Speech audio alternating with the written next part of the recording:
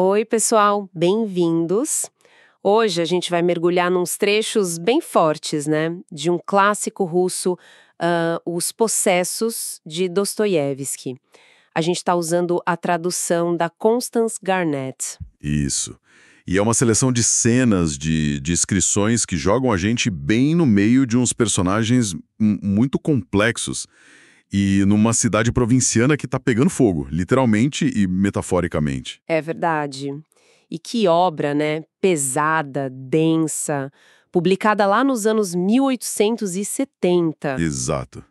E esses fragmentos que a gente separou, eles são como janelas, né, para essa teia de relações, de conflito de ideias, tensão social, que o Dostoiévski constrói de um jeito, nossa, Magistral mesmo. E o nosso objetivo aqui é tentar pegar a essência disso, né? Entender o que move essas figuras, as contradições delas, que são muitas, e como elas batem de frente umas com as outras. e como isso afeta a história toda, né? A nossa missão é essa, tentar extrair o suco desses pedaços. Preparem-se, então, porque tem de tudo. Intelectual idealista, mas meio parado no tempo, né? Jovens nihilistas radicais, figuras enigmáticas. Que parecem carregar o mundo nas costas, ou querer destruir ele. Exato. Então, vamos lá. Por onde a gente começa? Talvez pelo Stepan Trofimovich Verhovensky? Muitos trechos começam com ele. Pode ser. Ele é apresentado de um jeito quase irônico, né? O talentoso e altamente estimado cavaleiro. Sim, mas logo de cara a gente percebe que tem algo ali. Uma dinâmica complicada com a Varvara Petrovna Stavrogin. Uma dependência, né? Financeira, emocional. Total. Essa dependência é a chave para entender ele. Até as roupas dele, né? Que ela meio que desenhou, inspirada num retrato antigo. É mesmo. Mostra como ele vive na sombra dela, né? Exato. E o interessante é que ele é uma contradição ambulante. Ele critica a nobreza russa, diz que não sabemos viver do nosso próprio trabalho, fala da dependência da Europa. Ah, sim, os eternos alemães. Isso. Mas ele mesmo, ele é a pura inércia. Vive às custas da Varvara Petrovna, perdido nos ideais que nunca viram ação. É, ele é um bom exemplo daquela elite intelectual meio paralisada, né? Que o Dostoiévski parece criticar. Presa entre ideias de fora e uma incapacidade de agir. Exatamente. E essa incapacidade vem junto com uma certa deterioração pessoal, né? Sim, a gente vê isso nos trechos. A inclinação para a bebida, um sentimentalismo que parece quase infantil. É descrito como choroso e nervoso, né? Pois é, tem um medo danado da solidão, precisa de fofoca para se sentir vivo, fica ligado em premonição, sonho. Chega a reclamar da Varvara Petrovna como uma criança, porque ela está sempre tão zangada. É quase cômico. E aquela parte que ele lê Paul de Kock escondido, fingindo que tá lendo de Tocqueville. Nossa. Pois é um retrato da decadência, mas também mostra uma fragilidade humana ali, por trás da pose intelectual. E essa fragilidade, ela fica escancarada na relação com o filho, o Pyotr Stepanovich. Nossa. A chegada do Piotr. Que cena. Uma humilhação brutal pro Stefan. Brutal. O filho expõe as cartas íntimas do pai para Varvara Petrovna. Chama ele de parasita, lacaio voluntário. Na cara dura. Que crueldade. Calculada, né? Totalmente. E isso culmina naquela maldição que o Stepan joga no filho, um rompimento cheio de amargura. E não é o único rompimento, né? Porque a relação de 20 anos com a Varvara Petrovna também vai pro espaço. Ó, troca mútua de pieguice. Pesado. O chão some pra ele ali, né? Completamente. E a fuga dele depois é quase patética. Ele sai vagando, encontra a Sofia Matveyevna, a vendedora de evangelhos. Ah, sim. E aí ele tem aquela confissão enorme, febril, meio fantasiosa até, sobre a vida dele, sobre a Varvara. É como se ele precisasse reescrever a própria história ali, no fim. Porque logo depois ele fica muito doente, cólera de verão eles chamam. Mas é interessante que mesmo ali no fim parece ter uma busca por algum sentido, né? Redenção. Ele fala de virar a outra face. Tem sim, uma busca desesperada, talvez. Ele morre buscando algo. E, Significativamente, a Varvara Petrovna está lá do lado dele. É uma trajetória, nossa, cheia de ironia, de tragédia. O Stepan é muito marcante. Mas ele é só uma peça, né? Quem parece estar mesmo no centro desse furacão todo é o filho da protetora dele, o Nikolai Stavrogin. Ah, o Stavrogin. Esse é o grande enigma.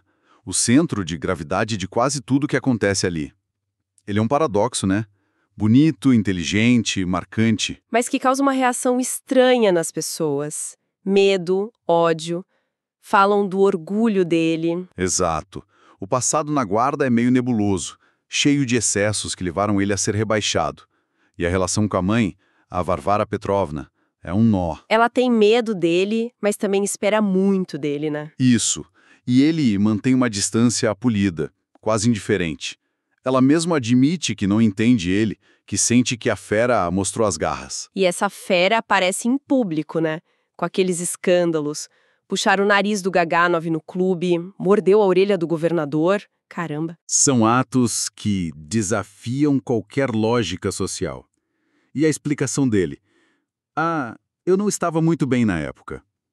Quase uma zombaria, né? Total. Parece que a falta de motivo aparente é o que mais choca. Desafia a causa e efeito, deixa ele ainda mais perturbador. Exatamente. É uma transgressão radical das normas. Choca pela violência, mas mais ainda pela aparente falta de motivo ou remorso. A percepção geral é que ele faria aquilo mesmo são. Isso torna ele perigosamente imprevisível. E essa imprevisibilidade vai para a vida pessoal também, tipo o casamento secreto com a Mary Timofievna Lebiadkin. Ah, sim. Essa história é desconcertante. Ele revela isso para o Chatov, que parece ter sido muito influenciado por ele antes. E a visita que ele faz para ela, para Mary Timofievna, que é descrita como coxa, meio instável mentalmente, é surreal. Muito. Ele propõe levar ela para a Suíça, viver isolado com ela, mas ela recusa. Chama ele de impostor, diz que ele não é o príncipe dela. O que essa cena diz sobre ele, então? Mostra uma desconexão profunda. Talvez uma incapacidade de lidar com as consequências do que ele faz. Ou uma tentativa estranha de achar um fardo, uma expiação. Mostra também como ele parece idealizar e depois descartar as pessoas. E essa influência dele nos outros é crucial, né? O Chatov, por exemplo, Stavrogin colocou ideias na cabeça dele sobre Deus, a Rússia. Sim, ideias fervorosas. Mas agora o Chatov está em crise, buscando a própria fé. E ele confronta o Stavrogin. Chega a dar um tapa nele. É mesmo? E o Stavrogin? Não reage com violência. Mas aí ele confessa o casamento e até alerta o Chatov que tem um plano para matar ele vindo do grupo do Piotr. É uma dinâmica muito louca de mestre e discípulo em conflito. E, ao mesmo tempo, ele plantou ideias totalmente opostas no Kirillov. Aquela filosofia do suicídio para afirmar a vontade, para virar Deus. Essa dualidade do Stavrogin me deixa... Nossa, como ele consegue? É uma das grandes questões do livro, né? Talvez ele não semeie com intenção. Talvez ele funcione mais como um espelho, um catalisador para as buscas de cada um. Tipo, ele testa ideias nos outros. Por vazio, talvez? Ou curiosidade? Pode ser.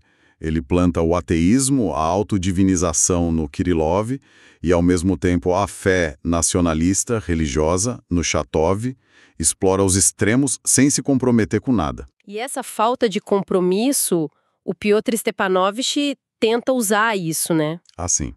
A relação com o Piotr, o filho do Stepin, aí a manipulação é clara. Piotr quer usar o Stavrogin. Vê ele como um líder para os planos revolucionários dele, né? Um Ivan Uzarevich. Sim, exatamente. O Piotr é o oposto do pai. Pragmático, cínico. Ele tenta usar o carisma, o status do Stavrogin. Você é o chefe, eu serei seu secretário.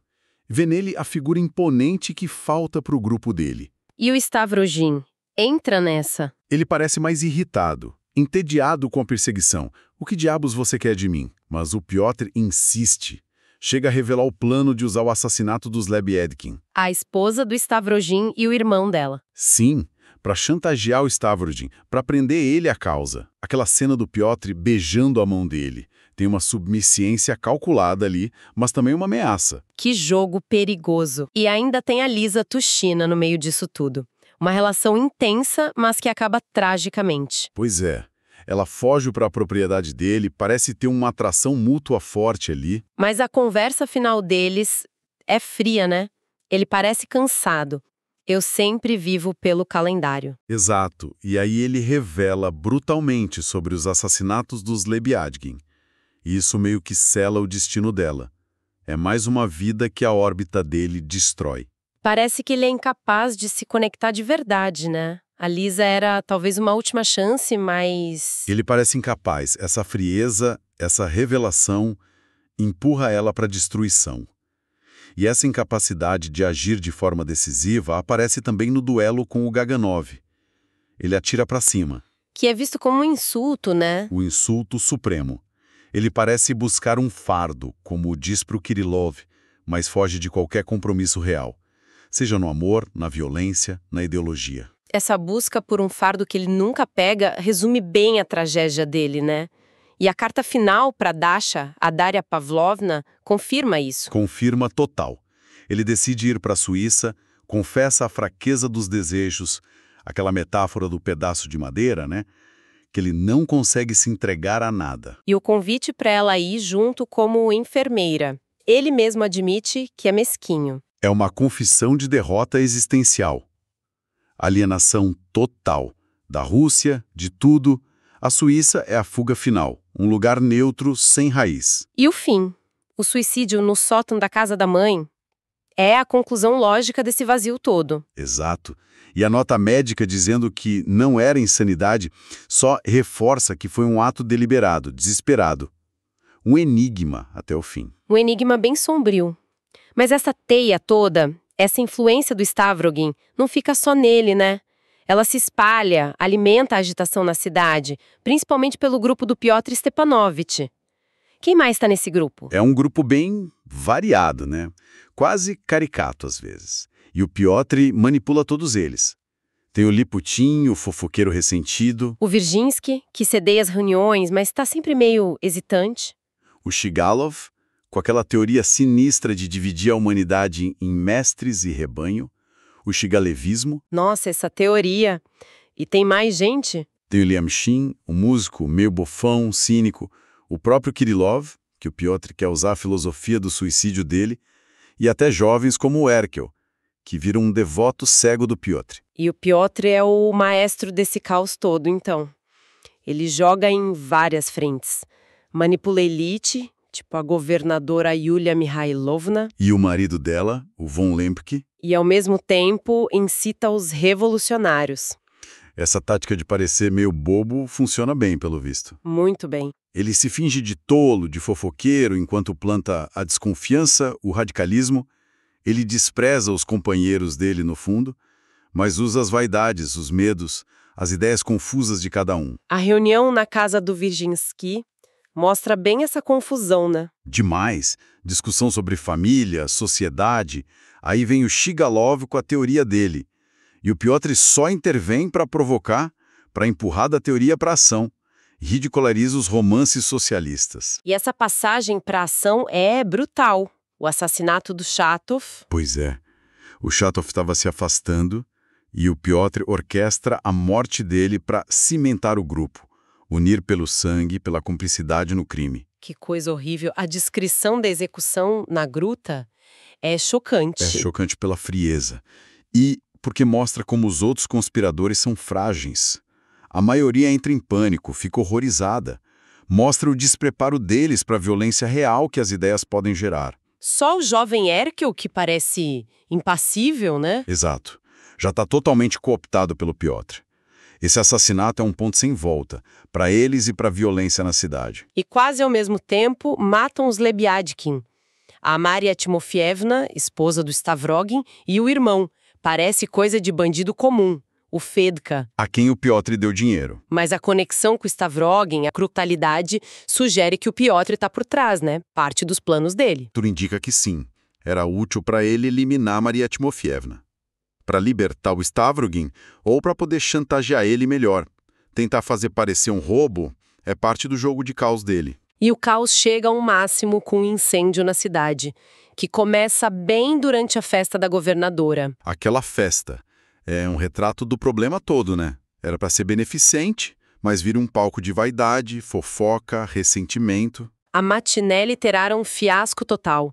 O escritor Karmazinov lendo sem parar o discurso do Stepan Trofimovich que ofende todo mundo. Os versos grosseiros do Liputin, e o baile à noite é pior ainda.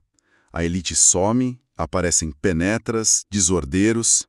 A festa simboliza a falência das convenções, a perda de controle. E é aí que chega a notícia do incêndio, e logo depois a morte da Lisa Tushina. Sim, ela é atacada pela multidão enfurecida, por causa da ligação com Stavrogin, que gera suspeita de tudo, né? Dos assassinatos, do incêndio. Que fim trágico! A multidão irracional buscando culpados. Exato. Pânico, suspeita, a própria desordem que os possessos ajudaram a criar. E as autoridades. Completamente perdidas. O governador von Lembkne ou não faz nada ou reage de forma exagerada. Exato. Ameaça usar varas nos operários, o chefe de polícia é brutal, não tem controle, só mais instabilidade. E ainda tem aquele episódio do ícone da Mãe de Deus profanado, com o rato. O que isso quer dizer? É um ataque direto à fé popular. Um ato de niilismo radical, de negação de valores. A reação da multidão rezando, fazendo ofertas, mostra o abismo entre essa visão niilista e a fé do povo. Outra tensão do livro. Nossa, tudo isso junto pinta um quadro de desintegração total, né? Social, moral, laços de amizade, família, tudo rompido. Exatamente. Pela ideologia, pela manipulação, pela violência, é assustador. É realmente um retrato. Muito forte, perturbador. Esses trechos de Os Possessos mostram como as ideias, quando levadas ao extremo, desconectadas do humano, viram forças destrutivas, possessões mesmo, que levam ao caos. Sem dúvida. É um alerta do Dostoiévski, né? Sobre o perigo dessas abstrações que ignoram a compaixão, a complexidade de cada pessoa, essa busca pelo novo homem, pela nova ordem. Que anima o Piotr e o grupo dele. Ou mesmo as viagens filosóficas do Kirillov, do Stavrogin.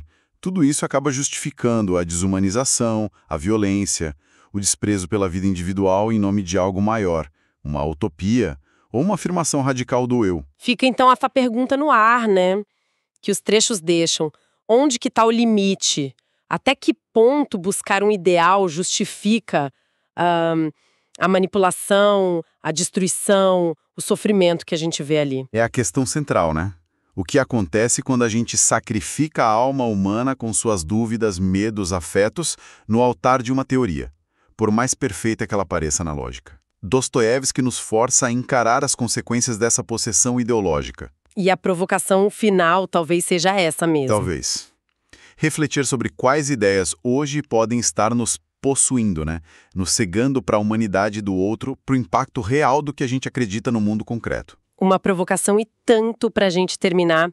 Esperamos que essa exploração aqui dos personagens, dos eventos de Os Possessos, tenha sido tão instigante para quem ouviu quanto foi para nós. Com certeza. Até a próxima, pessoal!